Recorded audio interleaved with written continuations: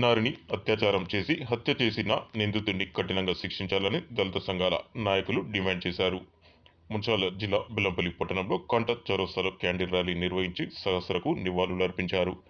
రాష్ట్రంలో మరలా ఇలాంటి ఘటనలు చోటు చేసుకోకుండా ప్రభుత్వం కఠిన చట్టాలు రూపొందించాలని డిమాండ్ చేశారు.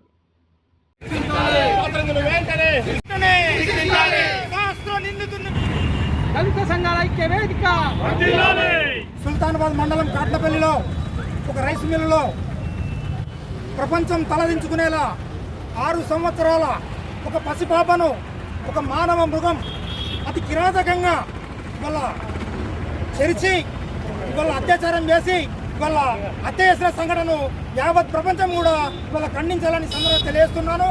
ముఖ్యంగా బెల్లంపల్లి పట్టణ దళిత సంఘాల ఐక్య వేదిక ఆధ్వర్యంలో ఇవాళ మేము దాన్ని ముక్తఖండంతో ఖండిస్తున్నాం.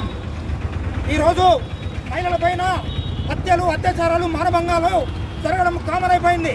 ఈ రాష్ట్రంలో దేశంలో యావత్ ప్రపంచం కూడా తలదించుకునేలా చేస్తూ ఉంది. గతంలో మనం ఒకసారి చూసుకున్నట్టయితే స్రవంతి రెడ్డి ఇవాళ మానభంగం జరిగినప్పుడు ఎవరైతే నిందితులు ఉన్నారో ఆ నిందితులను తక్షణమే పట్టేసి ఎన్కౌంటర్ చేసిన సంఘటనను మనం చూస్తూ ఉన్నాం. మరి అదేవిధంగా టేకు లక్ష్మి సంఘటన కూడా మనం చూస్తూ ఉన్నాం. కాబట్టి ఎవడైతే ఈ నిందితులు ఉన్నారో అభంశుభం తెలియని ఒక పసిబాబను ఇవాళ అపహరించుకు వెళ్ళి ఇవాళ ఆమెను పాశవికంగా చెరిచి హత్య చేసిన ఈ దుర్మార్గుని వెంటనే ఫాస్ట్ ట్రాక్ ద్వారా విచారించి వెంటనే వీళ్ళు శిక్షించాలని ఈ సందర్భంగా డిమాండ్ చేస్తూ ఉన్నాం.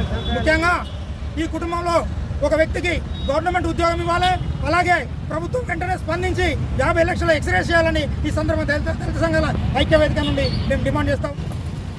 చిన్నారి పాప శాస్త్రపై అత్యాచారం చేసి చంపిన ఘటనపై చెలించి బెల్లంపల్లి దళిత సంఘాల అధ్యక్షుడు చిలకరాయనర్స్ గారి ఆధ్వర్యంలో మరి బెల్లంపల్లి బజారు గుడల మీదుగా క్యాండిల్ ర్యాలీ నిర్వహించడం జరిగింది.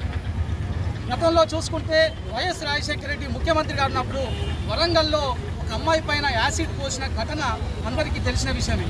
అప్పుడు ప్రభుత్వము స్టీఫెన్ రవీంద్ర ఎస్పీ గారు మరి ఆ వ్యక్తిని నడి రోడ్డు పైన ఎన్కౌంటర్ చేసిన విషయాన్ని మీకు గుర్తు చేస్తూ సహస్రను ఎవరైతే చంపిల్లో ఆ యొక్క నిందితుడిని పెద్దపల్లి నడి బొడ్డున నిలబెట్టి వాడిని ఎన్కౌంటర్ చేయాలని చెప్పి మేము దళిత సంఘాల నుంచి వెళ్ళి మేము డిమాండ్ చేస్తున్నాం. ఆ యొక్క సంఘటన చూసిన తర్వాత తెలంగాణ రాష్ట్రం మొత్తం కూడా దిగ్భ్రాంతికి గురై ప్రతి ఒక్కరూ బాధపడ్డ విషయాన్ని ప్రభుత్వం గమనించి ప్రభుత్వం వెంటనే పోలీస్ శాఖని అలర్ట్ చేసి వాడిని ఎన్కౌంటర్ చేయాలని చెప్పి మా దళిత సంఘాల నుంచి వెళ్ళి డిమాండ్ చేస్తున్నాం.